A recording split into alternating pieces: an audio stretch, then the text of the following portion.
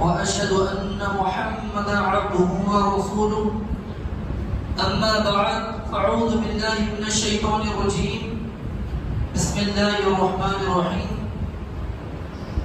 سبحان الذي أسرى بعبده ليلا من المسجد الحرام إلى المسجد الأقصى الذي باركنا حوله لنريه من آياتنا وإنه هو السميع البصير بسم الله الرحمن الرحيم وهو بالأفق الأعلى ثم دنا فتدلى فكان قاب قوسين أو أدنى صدق الله العظيم.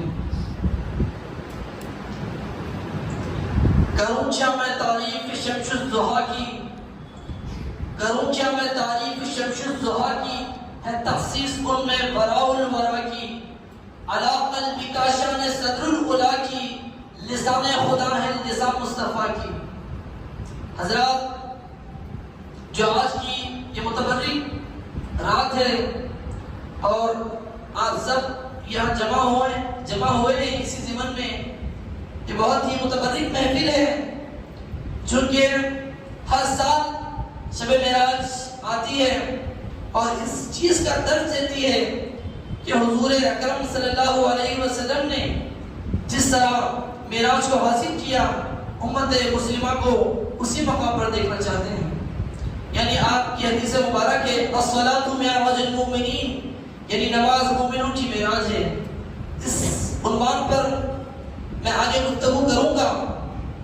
جس طرح میں نے آپ کے سامنے بنی اسرائیل کی پہلی آیت جس میں اللہ تعالیٰ فرما رہا ہے سبحان الذی اسری بعبدہ لیلا من المسجد الحرام الی المسجد الاقصی، یعنی پاک ہے وہ ذات جو لے گیا اپنے مخصوص بندے کو ایک ہی رات میں مسجد حرام سے مسجد اقصی کی طرف. احادیث میں جہاں کہیں بھی مسجد اقصی کا ذکر آیا ہے وہ معراج کے تعلق سے آیا ہے، چونکہ لفظی معنی جو مسجد اقصی کے ہیں، اقصی دور کو یا کنارے کو کہتے ہیں، یعنی دور کی مسجد کے بھی اس کے معنی آتے ہیں. یعنی بکثرت سے احادیث معراج کی طرف ہی اس چیز کو منسوب کرتی ہے. تو اللہ تعالیٰ بیان فرما رہا ہے کہ ایک ہی رات میں اپنے بندے کو لے گیا. یا اللہ تعالیٰ جو رات کا ذکر کر رہا ہے یا اللہ دن کا ذکر نہیں کر رہا، رات کا ذکر کر رہا ہے.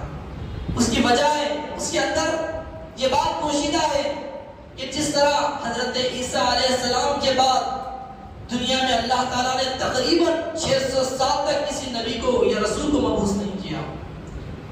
یعنی اللہ تعالیٰ کو جو نظام تھا، جو انبیاء کرام کو بھیجنے کا قوموں میں، وہ ہر 100 سال میں یا 100 سال کے اندر ایک یا ایک سے زائد نبی آتے قوموں کی ہدایت اور ربوبیت کے لیے. لیکن اللہ تعالیٰ نے عیسیٰ علیہ السلام کے بعد 600 سال تک کسی نبی اور رسول کو نہیں بھیجا. حضور اکرم صلی اللہ علیہ وسلم کی بعثت سے پہلے دنیا میں جو ظلمات اور جو اندھیرا چھایا ہوا ہے تاریخ اس کی شاہد ہے. حتیٰ کہ ہم ہمارے ذہنوں سے اس چیز کا گمان نہیں کر سکتے کہ برائی وہ بدکاری کس بام عروج پر تھی حضور اکرم صلی اللہ علیہ وسلم کی بعثت سے قبل. یعنی مثال کے طور پر ملک عربستان میں جہاں پر حضور اکرم صلی اللہ علیہ وسلم کی بعثت مبارک ہوئی، وہاں پر کیا نام تھا؟ معصوم بچیوں کو زندہ تغور میں دیا جاتا تھا، زنا اور بدکاری عام تھی اور عورت کو ایز اے آبجیکٹ یوز کیا جاتا تھا. یعنی اس کی کوئی قدر و قیمت یا اس کی کوئی عزت وقار نہیں تھی. حضور اکرم صلی اللہ علیہ وسلم تشریف لانے سے پہلے ظالم مظلوم پر ظلم کرتا لیکن اس کو پوچھنے والا، اس کے اوپر قانون نافذ کرنے والا کوئی نہیں تھا. وہ آزاد قوم تھی. معمولی باتوں پر سالوں سال جنگ کیا کرتے. اس قدر جہالت قوم کے اندر دنیا گویا کہ ساری دنیا ہی اس وقت اندھیرے اور ظلمات میں ڈوبی ہوئی تھی.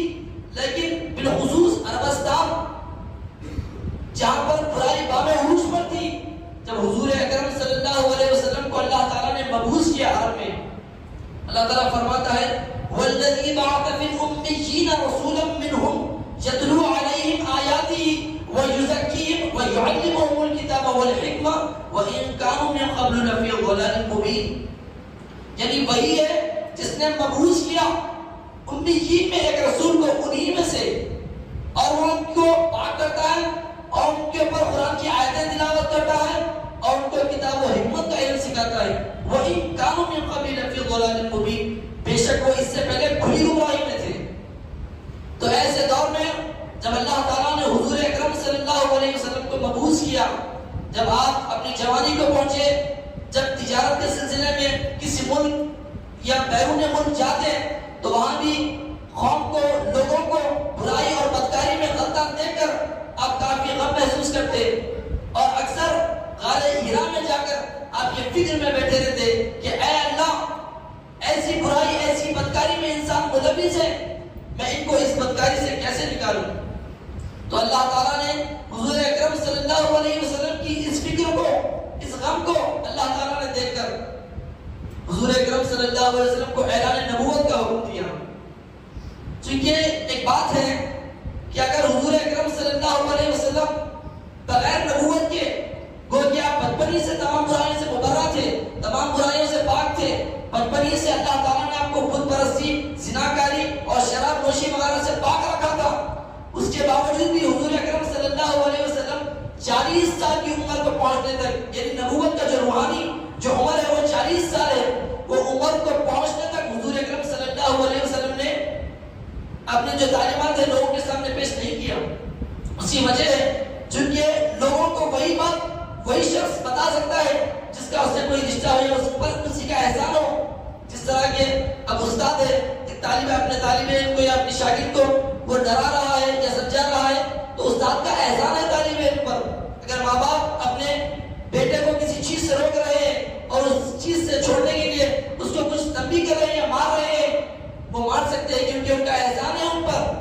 اب وہ کہ حضور اکرم صلی اللہ علیہ وسلم ویسی جاہل قوم کو اگر کہتے ہیں کہ یہ بت پرستی جو تم کر رہے ہو یہ انسان کی اس سے فلاح و بہبودی نہیں ہے، اس طرح اگر وہ کہتے تو وہ کہتے کہ آپ کون ہیں ہمیں بتانے والے. تو اللہ تعالیٰ نے قوم میں اور نبی کریم صلی اللہ علیہ وسلم میں ایک رشتہ قائم کر دیا، وہ نبی اور امت کا رشتہ ہے. تو اللہ تعالیٰ فرماتا ہے الم نشرح لک صدرک، کیا اے حبیب صلی اللہ علیہ وسلم کیا ہم نے آپ کا سینہ بلند نہیں کیا، کیا ہم نے آپ کا شرح نہیں کھولا، کہ آپ لوگوں کو ہدایت دیں. قربان جائیے حضور اکرم صلی اللہ علیہ وسلم پر جب حضرت موسیٰ علیہ السلام اللہ تعالیٰ سے دعا کرتے ہیں کہ اے اللہ تعالیٰ میری زبان میں لغنت ہے، میں کیسے ان کو پیغام پہنچاؤں. موسیٰ علیہ السلام اللہ سے دعا کرتے ہیں رب اشرح لی صدری ویسر لی امری واحلل عقدۃ من لسانی، اے اللہ تو میری زبان کے گرہ کو کھول. یہ موسیٰ علیہ السلام اللہ سے دعا کر رہے ہیں. لیکن قربان جائیے حضور اکرم صلی اللہ علیہ وسلم کا کیا مرتبہ ہے کہ اللہ تعالیٰ خود فرما رہا ہے الم نشرح لک صدرک، کیا میں نے آپ کے سینہ کو بلند نہیں کیا، کہ ہم نے آپ کے شرح کو نہیں کھولا تاکہ آپ لوگوں کو اچھائی کا حکم دیں اور برائی سے روکیں. اسی لیے اللہ تعالیٰ نے نبوت اور امت کا رشتہ قائم کیا. جب حضور اکرم صلی اللہ علیہ وسلم اسی سلسلے میں تقریباً 13 سال کی مدت آپ نے مکے میں گزاری اور 10 سال کی جو مدت ہے اس کو مدینے میں آپ نے گزاری. 13 سال میں تقریباً 11 سال تک جب حضور اکرم صلی اللہ علیہ وسلم نے اعلان نبوت کیا پہاڑ کی چوٹی پر، آپ نے فرمایا اگر میں کہوں کہ اس پہاڑ کے پیچھے سے ایک لشکر تلوار لے کر آ رہا ہے اور تمہیں ختم کرنے آ رہا ہے، کیا تم یہ مان لو گے؟ تمام لوگوں نے کہا یا رسول اللہ صلی اللہ علیہ وسلم انت صادق انت امین، آپ صادق ہیں، آپ امین ہیں، ہم آپ کی بات بالکل مانیں گے. تو حضور اکرم صلی اللہ علیہ وسلم فرماتے ہیں جس طرح تمہیں یہ یقین ہے کہ میں کبھی جھوٹ نہیں بولتا تو یہ بھی بات مان لو کہ اللہ تعالیٰ نے مجھے تمہاری طرف نبی رسول بنا کر بھیجا ہے تمہاری ہدایت کے لیے. بس وہیں سے حضور اکرم صلی اللہ علیہ وسلم کی مخالفت شروع ہوتی ہے. جب حضور اکرم صلی اللہ علیہ وسلم تبلیغ اسلام کے سلسلے میں 11 سال تک مکے میں دین اسلام کے پیغام کو کفار کے جھگڑوں میں پیش کرتے رہے اور انتہائی تکالیف کو اٹھاتے رہے، جب حضور اکرم صلی اللہ علیہ وسلم اور آپ کے چند اصحاب جو اسلام لائے تھے ان کو جب سماجی یعنی سوشل بائیکاٹ کیا گیا تو حضور اکرم صلی اللہ علیہ وسلم طائف کی مقام کی طرف آپ رجوع کیے. چونکہ طائف میں بڑے بڑے عمرا وہ روسا رہا کرتے تھے، یعنی سردار وہاں رہتے تھے. تو حضور اکرم صلی اللہ علیہ وسلم آپ نے یہ خیال کیا کہ اگر میں سرداروں کو اسلام کی دعوت دوں، اگر وہ اسلام میں آ جائیں تو یہ بہت ہی بہترین طاقت اسلام کے لیے ثابت ہوگی. جب آپ طائف کی طرف جاتے ہیں، وہ طائف کے وہ مشہور واقعہ ہر مسلمان اس چیز سے واقف ہے، کیونکہ ابو لہب شریف نوجوان بچوں کے ہاتھ میں پتھر سنگ دے کر انہیں حضور اکرم صلی اللہ علیہ وسلم کے اوپر سنگباری کرنے کے لیے اکساتا ہے، اور وہیں حضور اکرم صلی اللہ علیہ وسلم کے جسم مبارک سے کافی خون بہتا ہے، جس کی وجہ سے آپ کے نالین مبارک میں لہو خون بھر جاتا ہے، جس کی وجہ سے حضور اکرم صلی اللہ علیہ وسلم کشک کھا کر ایک جھاڑ کے درخت کے نیچے بیٹھ جاتے ہیں۔ اس قدر انتہائی تکالیفات کو حضور اکرم صلی اللہ علیہ وسلم نے صرف امت کی بھلائی یعنی انسانوں کی بھلائی کے لیے اٹھایا۔ جب اللہ تعالیٰ نے ایک فرشتے کو حضور اکرم صلی اللہ علیہ وسلم کے پاس بھیجا، جو پہاڑوں کا فرشتہ تھا، وہ حضور اکرم صلی اللہ علیہ وسلم کی خدمت میں حاضر ہوا اور فرمایا یا رسول اللہ، اگر آپ حکم دیں تو میں یہ دو پہاڑوں کو ملا کر اس بستی کو ریزہ ریزہ کر دوں۔ تو حضور اکرم صلی اللہ علیہ وسلم فرماتے ہیں کہ مجھ سے پہلے جو انبیاء کرام گزرے ہیں، جب ان کی قوم انہیں اذیت یا تکلیف دیتی تو وہ انہیں بدوا کر ہلاک کر دیتے، یا پانی میں غرق کر دیتے، یا طوفان میں ان کو بہا دیتے، لیکن اللہ تعالیٰ نے مجھے کسی ایک محدود قوم کی حد تک نبی بنا کر نہیں بھیجا۔ یا ایھا الناس انی رسول اللہ الیکم جمیعا، یعنی اللہ تعالیٰ نے حضور اکرم صلی اللہ علیہ وسلم کو تمام انسانوں کے لیے رسول بنا کر بھیجا ہے۔ وما ارسلناک الا رحمۃ للعالمین، اور نہیں بھیجا ہم نے آپ کو مگر سارے عالموں کے لیے رحمت بنا کر۔ تو آپ صلی اللہ علیہ وسلم فرماتے ہیں میں ان کو رحمت بخشنے کے لیے آیا ہوں، بلکہ نہ کہ ان کو بدوا یا ان کو ہلاک کرنے کی دعا کرنے کے لیے آیا ہوں۔ آپ فرماتے ہیں یہ ایمان نہیں لائے تو کیا ہوا، ان کے آنے والی نسلوں میں سے کوئی نہ کوئی ایمان لے کر آئے گا۔ اور تاریخ شاہد ہے کہ محمد بن قاسم جو 18 سال کا نوجوان جس نے سندھ تک آ کر اسلام کے جھنڈے کو گاڑ دیا، وہ طائف کے مقام سے تعلق رکھتے تھے۔ یہ حضور اکرم صلی اللہ علیہ وسلم کی دور اندیشی تھی جو آپ نے فرمایا اگر حضور اکرم صلی اللہ علیہ وسلم اس قوم کو بدوا کر دیتے تو وہ نیست و نابود، ان کا نام باقی نہیں رہتا تاریخ میں، لیکن حضور اکرم صلی اللہ علیہ وسلم چونکہ اللہ تعالیٰ نے آپ کو رحمت بنا کر بھیجا ہے، اسی لیے یہ آپ کا شیوا نہیں۔ جب حضور اکرم صلی اللہ علیہ وسلم اپنے تبلیغی مشن کو جاری رکھے تو اللہ تعالیٰ نے اس کے نتیجے میں حضور اکرم صلی اللہ علیہ وسلم کو معراج عطا کیا۔ معراج در حقیقت یہ عروج سے ہے، یہ عروج سے مستق ہے، یعنی حضور اکرم صلی اللہ علیہ وسلم کو اس بلندی پر پہنچایا۔ تاریخ میں اس سے پہلے کسی نبی یا کسی رسول کو وہ مقام عطا نہیں کیا، چونکہ حضور اکرم صلی اللہ علیہ وسلم انتہائی تکالیف کو سہنے یا انتہائی اذیت کو سہنے کے بعد اس مقام کو اللہ تعالیٰ نے آپ کو عطا کیا۔ حدیث شریف ہے آپ صلی اللہ علیہ وسلم فرماتے ہیں کہ تمام انسانوں میں سب سے زیادہ جو تکالیف دی گئی وہ انبیاء کرام کو دی گئی، اور تمام انبیاء کرام میں سب سے زیادہ تکالیف مجھے دی گئی۔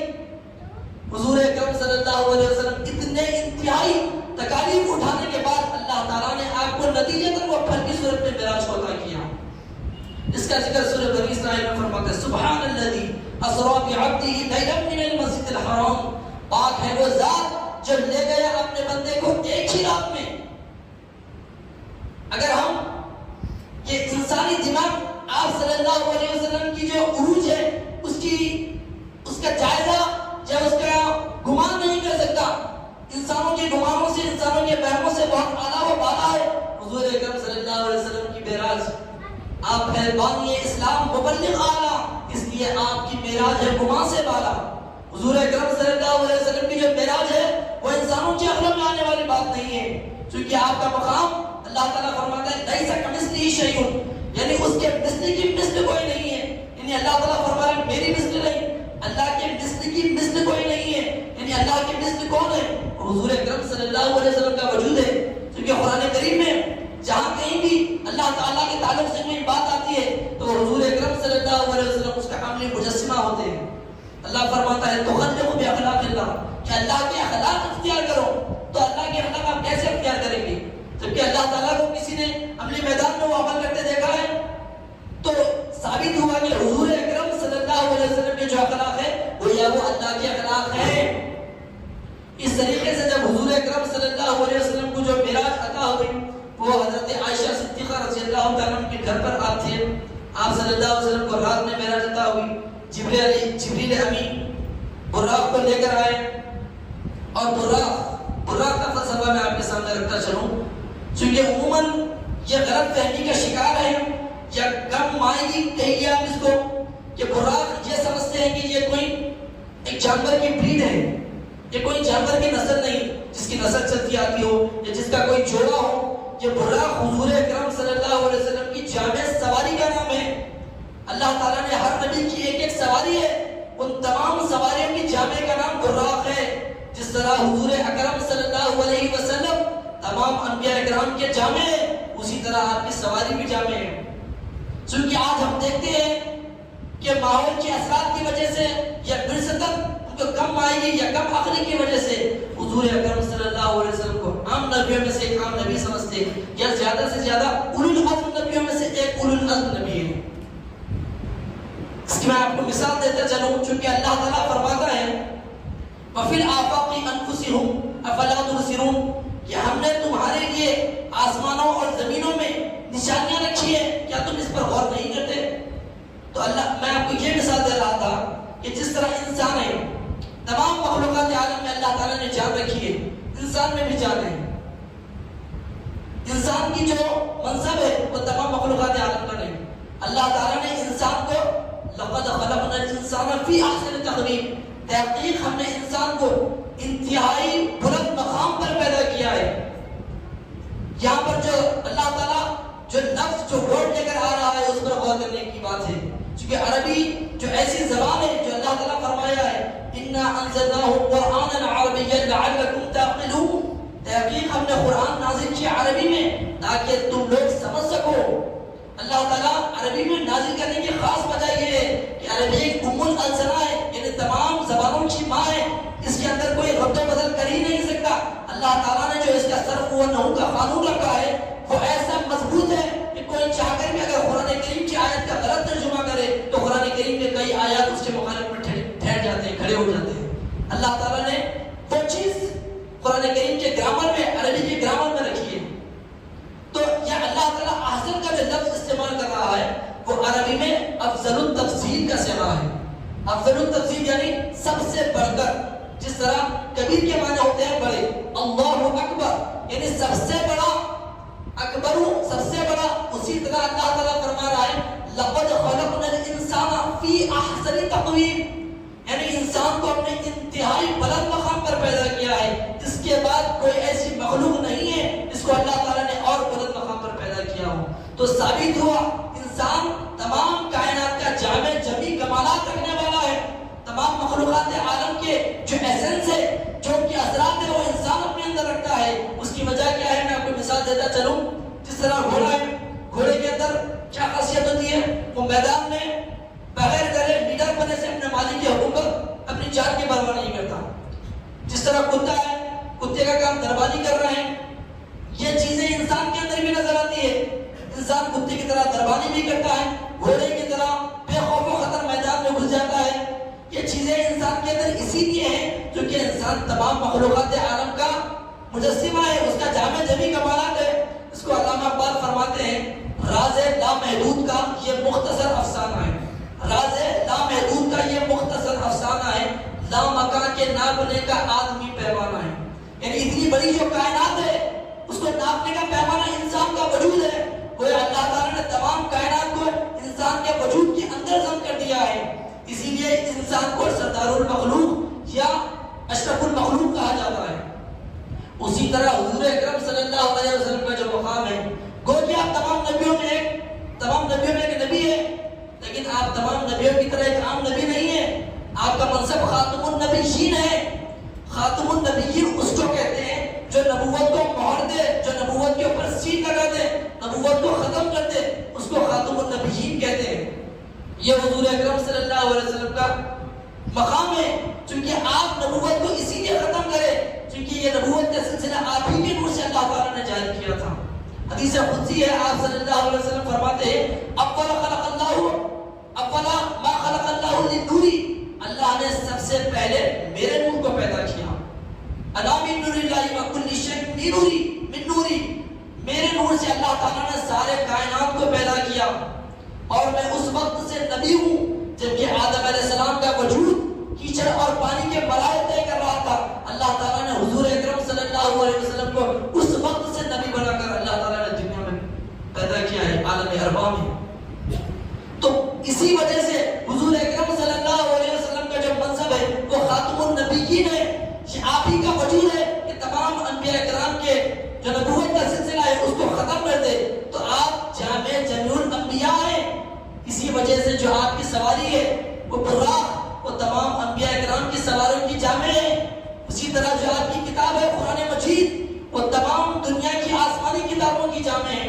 اللہ تعالیٰ فرماتا ہے فیہا کتب قیمہ، یعنی تمام کتابوں کو اللہ تعالیٰ نے اس ایک واحد کتاب کے اندر، کتب کہتے ہیں کتاب کی جمع کتب، یعنی تمام کتابوں کو اللہ تعالیٰ نے اس ایک کتاب کے اندر موجود کر دیا ہے۔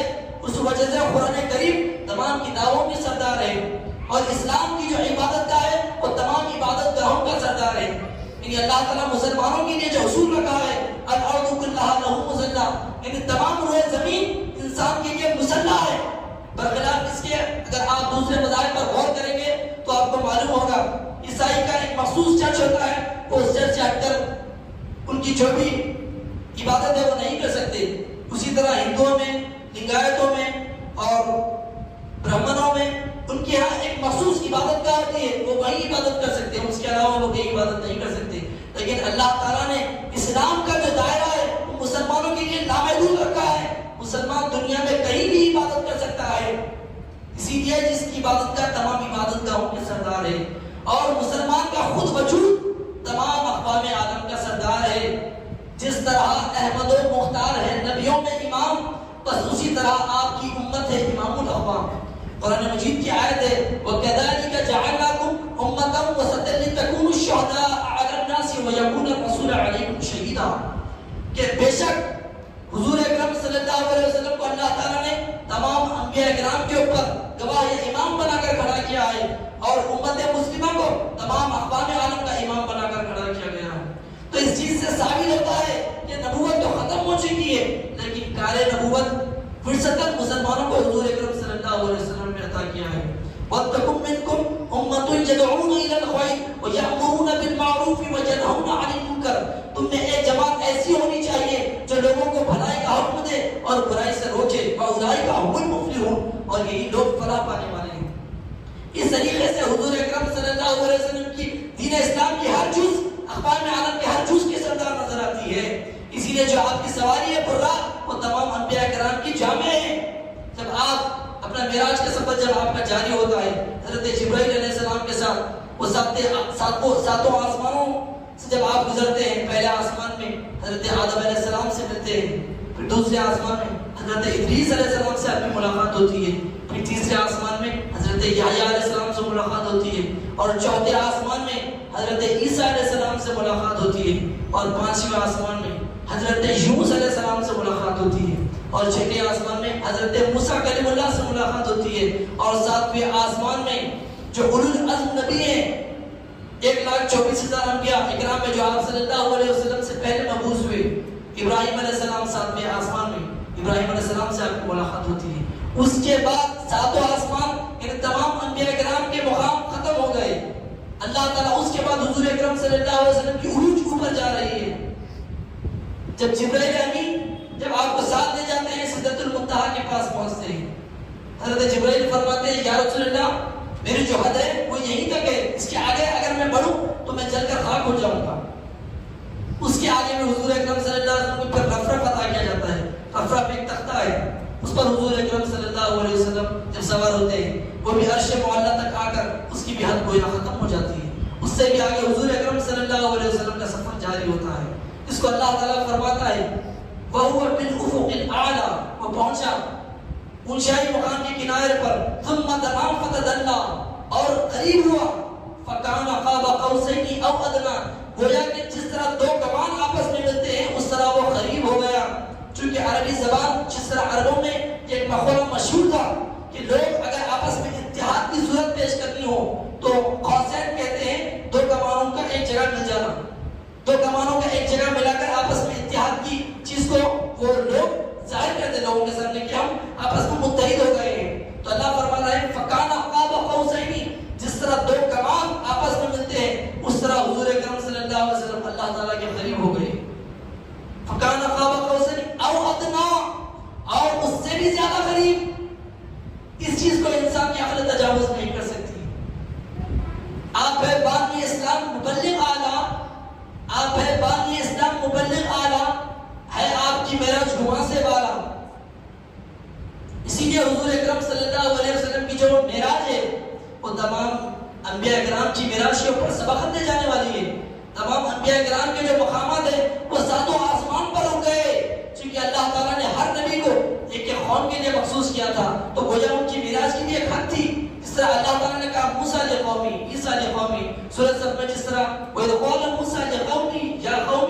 لِمَ تُؤْذُونَنِي وَقَدْ تَعْلَمُونَ أَنِّي رَسُولُ اللَّهِ إِلَيْكُمْ، بے شک میں رسول ہوں تمہاری طرف۔ اور آگے عیسیٰ علیہ السلام کی طرف سے آتا ہے وَإِذْ قَالَ عِيسَى ابْنُ مَرْيَمَ يَا بَنِي إِسْرَائِيلَ إِنِّي رَسُولُ اللَّهِ إِلَيْكُمْ، بے شک میں اللہ کا رسول ہوں تمہاری طرف۔ ہر نبی کو اللہ تعالیٰ نے ایک ایک قوم کے لیے مخصوص ایک ایک شاہ کی طرح ایک ایک ریجن ایک ایک حدود کے لیے اللہ تعالیٰ نے ایک ایک نبی کو قوم کی ربوبیت وہ اس کی تربیت کے لیے بھیجا تھا۔ لیکن حضور اکرم صلی اللہ علیہ وسلم کے تعلق سے فرماتا ہے جس طرح اللہ تعالیٰ کی صفت رب العالمین ہے، الحمدللہ رب العالمین، یعنی وہ رب ہے تمام عالموں کا، یعنی مسلمین کا نہیں کہہ رہا ہے صرف یہ تمام یہ چند انسانوں کا، یعنی ہندوستان والوں کا یا امریکہ والوں کا، یعنی تمام جتنے بھی عالم ہیں، انسان کے جو حدود جو انسان کی عقل میں آج انسان جو سائنس ترقی کر رہی ہے وہ چند عالموں تک پہنچ رہے ہیں، اس کے علاوہ بھی اگر کوئی عالم ہے یعنی دنیا ہے، اس کا بھی اللہ تعالیٰ رب ہے۔ اسی طرح حضور اکرم صلی اللہ علیہ وسلم کے تعلق سے اللہ فرماتا ہے وَمَا أَرْسَلْنَاكَ إِلَّا رَحْمَةً لِلْعَالَمِينَ، یعنی ایک عالم کے لیے رحمت نہیں ہے، عالمین جمع کا صیغہ ہے، یعنی it is a plural form، یعنی تمام عالمین کے لیے اللہ تعالیٰ نے حضور اکرم صلی اللہ علیہ وسلم کو رحمت بنا کر بھیجا۔ ایسی بے شمار آیات اللہ تعالیٰ نے حضور اکرم صلی اللہ علیہ وسلم کی شان اقدس میں اتارا ہے۔ وَمَا أَرْسَلْنَاكَ إِلَّا كَافَّةً لِلنَّاسِ، بے شک ہم نے نہیں بھیجا آپ کو لیکن سارے انسانوں کے لیے آپ کا وجود کافی ہے۔ ایسے بے شمار آیتیں اللہ تعالیٰ حضور اکرم صلی اللہ علیہ وسلم کے تعلق سے فرماتا ہے۔ اسی لیے جو آپ کی معراج ہے وہ تمام انبیاء اکرام کی معراجوں پر سبقت لے جانے والی ہے، اور جو رات میں جو آپ صلی اللہ علیہ وسلم کو معراج ہوا اس کی حقیقت یہی ہے، یعنی اللہ تعالیٰ جو بیان فرما رہا ہے سبحان الذی اسریٰ بعبدہ لیلا من المسجد الحرام الی المسجد الاقصی، یعنی پاک ہے وہ ذات جو ایک ہی رات میں اپنے بندے کو لے گیا مسجد حرام سے مسجد اقصی تک۔ مسجد اقصی کے معنی اگر یہاں آپ دور کی مسجد دیں گے، یعنی دور کی مسجد یعنی انسان کی آنکھ اس کو نہیں دیکھ سکتی، اللہ تعالیٰ یہ بتا رہا ہے کہ گویا اسلام کے فیوز و برکات اللہ تعالیٰ وہاں سے جاری کرے گا جہاں سے انسانوں کو غیب و گما بھی نہیں ہوگا۔ دیکھتے دیکھتے جب عربستان کے جب آپ تبلیغ اسلام کے مشن کی طرف آپ جب رواں دوا جاری آپ اس چیز کی طرف گامزن ہوئے تو چند صحابہ آپ کو ملے، لیکن 23 سالہ زندگی میں ملک عربستان میں آپ نے اسلام کا قانون نافذ کر دیا۔ انسان کی عقل اس چیز کو تصور نہیں کر سکتی۔ یہ حضور اکرم صلی اللہ علیہ وسلم کا مقام ہے، اور یہ آج جو معراج کی رات ہے 1400 سال سے ہم مسلمان مسجدوں میں اور جلسے منعقد کر کر معراج کے فضائل ثواب برکت اور ثواب کی نیت سے ہم معراج کے واقعات کو سنتے ہیں، لیکن حقیقت تو یہ ہے حضور اکرم صلی اللہ علیہ وسلم کی جو معراج ہے امت مسلمانوں کے لیے عبرت ہے، ایک درس ہے امت مسلمانوں کے لیے اس چیز میں۔ یہ معراج کی سال ہر رات آتی ہے اور ہمیں یہ درس دیتی ہے کہ تمہارا مقام کیا ہے، اللہ تعالیٰ نے مسلمان کو کس مقام پر پیدا کیا ہے۔ وَكَذَلِكَ جَعَلْنَاكُمْ أُمَّةً وَسَطًا لِتَكُونُوا شُهَدَاءَ عَلَى النَّاسِ وَيَكُونَ الرَّسُولُ عَلَيْكُمْ شَهِيدًا، یعنی اس آیت میں اللہ تعالیٰ فرما رہا ہے اے نبی کریم صلی اللہ علیہ وسلم جس طرح آپ تمام انبیاء کرام کے امام ہو بس اسی طرح یہ امت بھی تمام اقوام عالم کی امام ہے۔ آج ہم دیکھتے ہیں کہ صرف معراج کے واقعات کو بڑے زور سے بیان کرتے ہیں لیکن اس کی حقیقت اس سے درس حاصل نہیں کر سکتے کہ کس طرح اس معراج کی حقیقت کو ہم اپنی زندگی میں عمل پیرا ہو کر کامیاب ہو سکتے ہیں۔ یعنی آپ صلی اللہ علیہ وسلم کی جو حدیث مبارک ہے جو میرے تقریر کے اسٹارٹنگ میں نے آپ کے سامنے بیان کیا تھا، الصلاۃ معراج المومنین، یعنی نماز مومنوں کی معراج ہے۔ اب انسان اگر یہ تصور کر لے کہ اگر صرف وہ نماز کو آ جائے اور وہ نماز ادا کر لے بس اس کی معراج تو یہی ہے حدیث کے رول کے مطابق کہ نماز مومنوں کی معراج ہے، یعنی نماز مومن کو معراج پر پہنچاتی ہے، ایسا نہیں ہے۔ یہاں اگر عربی قواعد کے اعتبار سے دیکھا جائے الصلاۃ صلاۃ مبتدا ہے، معراج المومنین خبر واقع ہوئی ہے، یعنی اللہ تعالیٰ یہاں بیان فرما رہا ہے، حضور اکرم صلی اللہ علیہ وسلم بیان فرما رہے ہیں کہ وہ نماز ایسی ہونی چاہیے وہ نماز کے نتیجے میں آپ کو معراج ملے، صرف آپ کا گویا نماز تک آنا آپ کا معراج نہیں ہے۔ اس کی مثال دیتا چلوں، اگر انسان یہ کہے کہ میری معراج یعنی میرا ڈیسٹینیشن جو میری منزل ہے وہ صرف پلین میں بیٹھنا ہے، پھر انسان کو اوپر آسمان میں اڑاتی ہے، پلین میں میری بیٹھنا صرف منزل ہے، یہ انسان تصور کر لے تو پھر وہ آگے کہاں جائے گا؟ ہاں یہ وہ کہہ سکتا ہے کہ میں پلین کو اپنی منزل پر پہنچ سکتا ہوں. اسی طرح حضور اکرم صلی اللہ علیہ وسلم فرما رہے ہیں آپ کی نماز ایسی ہونی چاہیے جو آپ کو معراج پر پہنچائے، بلکہ گویا کہ نماز ذریعہ ہے آپ کا معراج حاصل کرنے کا. اور ایک کیا اللہ تعالیٰ اور ایک بات حضور اکرم صلی اللہ علیہ وسلم کے منہ سے جو اللہ تعالیٰ نے حدیث قدسی کے طور پر جن جن الفاظوں کو نکالا ہے وہ کس قدر اس چیز کے اندر کمال رموز و راز پوشیدہ ہے. اگر انسان جس قدر اس چیز کے اوپر غور و فکر کرتا گیا اس قدر وہ راز اس کے اوپر کھلتے ہیں. کیونکہ اللہ تعالیٰ 21 سے 26 مرتبہ 26 سے 27 مرتبہ قرآن کریم میں عقل انسانی کو اپیل کرتا ہے. افلا یتدبرون القرآن افلا تعقلون، کیا ہم نے تمہیں عقل نہیں دیا کہ تم عقلوں سے کام لیتے، کہ تم اس چیز پر غور و فکر نہیں کرتے. 26 سے 27 مرتبہ اللہ تعالیٰ عقل انسانی کو اپیل کر رہا ہے انسان اپنے عقل سے اس چیز پر غور و فکر کرے. دیکھیے اگر آپ کے پاس آپ کسی مسئلے میں پڑ گئے ہیں، الجھن میں پڑ گئے ہیں، تو آپ اس مسئلے سے نکلنے کے لیے غور و فکر کرتے ہیں کہ اگر آپ کو کاروبار میں نقصان ہو رہا ہے تو میں کس طریقے سے اپنے کاروبار کے اندر ترقی پا سکتا ہوں. آپ اس چیز پر غور و فکر کر کر اس چیز کا آپ جو بھی آئیڈیاز آپ انوینٹ کرتے ہیں اس کا امپلیمنٹیشن کرتے ہیں آپ. اسی طرح حضور اکرم صلی اللہ علیہ وسلم یہ فرما رہے ہیں الصلاۃ معراج المؤمنین، مومنین کا لفظ استعمال ہوا ہے، یعنی جو نماز ہے وہ مومنین کے لیے معراج ہے، مسلمین کے انسانوں کے لیے معراج نہیں ہے. اب مومن کا مقام کیا ہے؟ چونکہ سورہ حجرات کی آیت ہے جب بدو اسلام میں داخل ہونے لگے قالت الاعراب آمنا، تو اللہ تعالیٰ حضور اکرم صلی اللہ علیہ وسلم فرماتے ہیں کہ وہ کہے کہ ہم اسلام لیا ہم مومن ہو گئے، تو اللہ تعالیٰ حضور اکرم صلی اللہ علیہ وسلم کو وہی طرح حکم دے رہا ہے، امر کا سوا ہے قل لم تؤمنوا ولكن قولوا اسلمنا، تم ہرگز اپنے آپ کو مومن نہ کہو بلکہ تم کہو ہم مسلمان ہوئے. ولما يدخل الايمان في قلوبكم، ابھی ایمان تمہارے دلوں میں داخل نہیں ہوا، تم مومن اپنے آپ کو نہیں کہہ سکتے. اب مومن کی اور ایک مومن اس کو کہتے ہیں جو ایثار کرتا ہے. یا یہ کہو کہ انسان مومن اس وقت بنتا ہے جب وہ ایثار شروع کرتا ہے، یعنی اللہ تعالیٰ کے راہ میں جب اپنا مال اپنی جان لٹانا شروع کرتا ہے تب اللہ تعالیٰ اسے مومن کا ٹائٹل مومن کا رقم عطا کرتا ہے. ان اللہ اشترى من المؤمنین انفسهم واموالهم بان لهم الجنہ، یعنی اللہ فرما رہا ہے بے شک ہم نے جنت کے عوض میں مومنوں سے ان کے جان اور مال کو خرید لیا ہے. تو مومن کی منزل کیا ہے؟ یہ مومن کی منزل ہے جو انسان کو معراج پر پہنچاتی ہے. آج ہمیں دیکھنا چاہیے کہ آج ہمارے اندر وہ صلاحیت وہ قابلیت جو اللہ تعالیٰ اور حضور اکرم صلی اللہ علیہ وسلم جو ہم سے چاہ رہے ہیں کہ ہمارے اندر وہ موجود ہے. 1300 سے مسلمان نماز پڑھ رہے ہیں.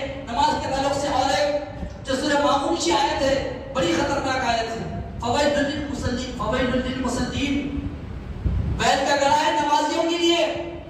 ایک نماز ہے انسان کو معراج پر پہنچا رہی اور ایک نماز ہے انسان کو اسفل سافلین میں لے کر جا رہی، یعنی بیل کے گھڑے میں لے کر جا رہی. تو ثابت ہوا کہ نماز اسی انسان کو معراج کو پہنچاتی ہے جو مومن ہو.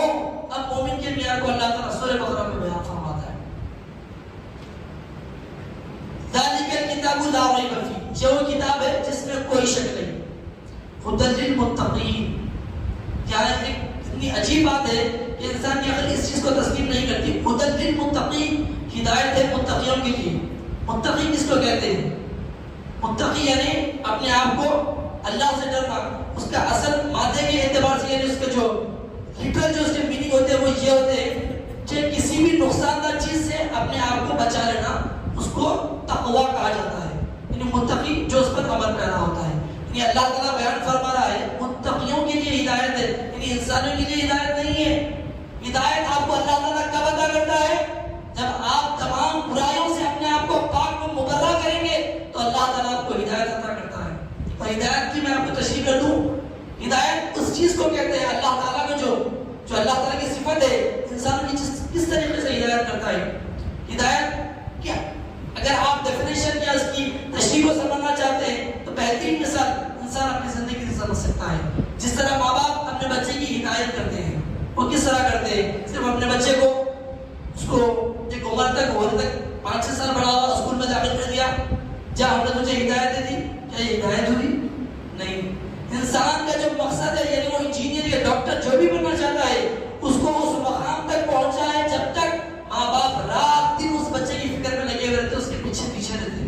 اس بچے کو کس طریقے سے اس کی تربیت کی جائے، اس کو ٹیوشن دلایا جائے، کس سبجیکٹ میں ویک ہے بچہ، اس کو کس طرح گائیڈ کیا جائے اس سبجیکٹ میں. ماں باپ رات دن بچے کی فکر میں لگے ہوئے رہتے جب تک کہ وہ اپنے مقام کو حاصل نہ کر لے. وہ ہدایت اس کو کہتے ہیں کہ اللہ تعالیٰ آپ کی ہدایت جب آپ تمام برائیوں سے اپنے آپ کو پاک کر لیں گے، مبرہ کر لیں گے، جب اللہ تعالیٰ آپ کی ہدایت کرتا ہے. جس طرح صحابہ کرام کے اللہ تعالیٰ نے ہدایت کی، ان کی خوبیوں کو بیان کر رہا ہے، مومن کی خوبیوں کو. والذین یؤمنون بالغیب ویقیمون الصلاۃ، یعنی مومن وہ لوگ ہیں یؤمنون بالغیب یعنی غیب پر ایمان لاتا ہے، ویقیمون الصلاۃ اور نماز کو قائم کرتے ہیں. یہ اللہ تعالیٰ صحابہ کرام کی یہاں پر صفت کو بیان کر رہا ہے کہ انسان کی عقل تسلیم کر سکتی ہے کہ انسان حضور اکرم صلی اللہ علیہ وسلم نے جب اسلام کا پیغام ان کے درمیان میں پہنچایا تو صحابہ کرام مٹھی بھر تھے. جب جنگ خندق کھول رہے ہیں، ایک چٹان تھی جو نہیں پھوٹ رہی تھی، حضور اکرم صلی اللہ علیہ وسلم 3 ضرب اس پر لگاتے ہیں. تو اس وقت حضور اکرم صلی اللہ علیہ وسلم اپنے صحابہ کو بشارت دیتے ہیں کہ پہلے ضرب میں عراق فتح ہو گیا، دوسرے ضرب میں قیصر و کسریٰ فتح ہو گئے، تیسرے ضرب میں روم فتح ہو گیا. صحابہ کرام کی جماعت قلیل ہے، صحابہ کرام کے پاس نہ ہتھیار ہے نہ مال ہے. اس وقت حضور اکرم صلی اللہ علیہ وسلم صحابہ کو یقین دلا رہے ہیں کہ روم، قیصر و کسریٰ، ایران یہ اسلام کے نرغے میں آنے والے ہیں، یہ اسلامی حکومت بننے والی ہے، یہ تمام ملکوں میں اسلامی حکومت اللہ کا قانون نافذ ہونے والا ہے. تو صحابہ کرام بلا چون چرا، بغیر اس کے اوپر بغیر شک کے ذالک الکتاب لا ریب فیہ، یعنی اللہ تعالیٰ نے جو فرمایا ہے اس کتاب میں کوئی شک نہیں. جب انسان کو اس بات کا علم ہو جائے کہ اس چیز میں کوئی ڈاؤٹ، اس چیز میں کوئی شک نہیں، تو انسان اس چیز کے اوپر فوراً سے دلچسپی سے اس چیز پر عمل کرتا ہے. تو صحابہ کرام جس طرح اللہ بیان فرما رہا ہے کہ یہ کتاب میں کوئی شک نہیں، اسی طرح حضور اکرم صلی اللہ علیہ وسلم کے ہر الفاظ میں صحابہ کرام نے کامل ایمان رکھا. آپ صلی اللہ علیہ وسلم کی کسی بات میں صحابہ کرام نے شک نہیں کیا.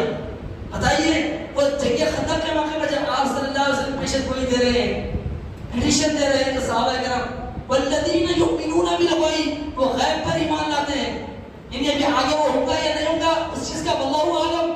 والذین یؤمنون بالغیب، وہ غیب پر ایمان لاتے ہیں، ویقیمون الصلاۃ اور وہ نماز کو قائم کرتے ہیں. یہ مومن کی کوالٹیز کو اللہ تعالیٰ نے آگے بتایا ہے. اور کیا ہے؟ والذین یؤمنون بما انزل الیک وما انزل من قبلک، اور ایمان والے وہ ہے جس پر ایمان لاتے ہیں جو آپ صلی اللہ علیہ وسلم پر نازل ہوا، اور اس چیز پر جو آپ صلی اللہ علیہ وسلم سے پہلے اللہ تعالیٰ نے انبیاء کرام کو نازل کیا تھا. یہ مومن کی کوالٹیز ہوتے ہیں جو اللہ تعالیٰ سورہ بقرہ میں بیان فرما رہا ہے. تو آپ صلی اللہ علیہ وسلم کی جو حدیث ہے الصلاۃ معراج المؤمنین، یعنی نماز مومنوں کو معراج پر پہنچاتی ہے. آج اگر ہم دنیا کا جائزہ لیں، مسلمانوں کی حالت دیکھیں تو صحابہ کرام کی وہ حالت دیکھیں تو ہمیں رونا آتا ہے. آج مسلمانوں کے حیدری فخر ہے، یہ دولت عثمانی ہے، تم کو اسلاف سے 40 بندے روحانی ہیں. یعنی صحابہ کرام جو حضرت علی کرم اللہ وجہ کی جو شجاعت تھی، حضرت عمر رضی اللہ تعالیٰ عنہ کی جو عدالت تھی، حضرت عثمان غنی رضی اللہ تعالیٰ عنہ کی جو سخاوت تھی، وہ آج مسلمانوں میں نظر نہیں آتی. اسی وجہ ہے کہ مسلمان آج مسلمانوں کے اوپر ظلم و زیادتی کر رہے ہیں. غیر اقوام اللہ تعالیٰ بیان فرماتا ہے وَإِن تَتَوَلَّوْا يَسْتَبْدِلْ قَوْمًا غَيْرَكُمْ ثُمَّ لَا يَكُونُوا أَمْثَالَكُمْ. اگر تم کام نہیں کریں گے تو اللہ تعالیٰ غیر قوم کو اسلام میں داخل جائے گا اور ان سے کام لے گا، اور ثُمَّ لَا يَكُونُوا أَمْثَالَكُمْ، پھر وہ تم جیسے نہیں ہوں گے. اللہ تعالیٰ نے مسلمانوں کو جو مقام و مرتبہ عطا کیا ہے، مسلمان آج اس مقام کو بھول گئے ہیں. مسلمان کو اپنے مقام کو پہچاننے کی ضرورت ہے. جس طرح حضور اکرم صلی اللہ علیہ وسلم تمام انبیاء اکرام میں سردار ہے، اسی طرح حضور اکرم صلی اللہ علیہ وسلم کی جو امت ہے، امت مسلمہ، وہ تمام اقوام عالم کی سردار ہے. مسلمان دنیا میں حکومت کرنے کے لیے اللہ تعالیٰ نے مسلمان کو بھیجا ہے. صحابہ کرام 1,24,000 مربع میل پہ حضرت عمر فاروق رضی اللہ تعالیٰ عنہ کی حکومت ہے، آپ کی خلافت ہے. مسلمان کو اللہ تعالیٰ نے یہ مقام عطا کیا ہے، سردار کا مقام عطا ہے. اور مسلمان اس حقیقت کو نہ جاننے کی وجہ سے مسلمان غیر قوم کی ان کے تعلق سے اللہ فرماتا ہے ان الشر الدواب عند اللہ الذین کفروا فهم لا یؤمنون. یہ شریر جانور ہے فرماتا اللہ تعالیٰ، جو غیر قوم کے جو اسلام کو ہٹا کرنے کے لیے، اسلام کے نبی کو بانی اسلام کو زک پہنچانے کی نیت سے، آپ صلی اللہ علیہ وسلم کے وجود مبارک پر لام تعلق کرنے کی نیت سے، یا مسلمانوں کا صفائی ہر چیزیں مٹانے کی نیت سے جو یہ لوگ رات دن پلاننگ سازشیں منصوبے بنا رہے ہیں، ان کے تعلق سے اللہ فرما رہے ہیں کہ یہ شریر جانور ہے، یہ انکار اور یہ ایمان نہیں نہ تھے۔ اگر مسلمان ان سے بچنا ہے اور اسلام کے قانون کو دنیا میں نافذ کرنا ہے تو وہ 1400 سال پہلے صحابہ کرام کا نمونہ ہمارے سامنے موجود ہے۔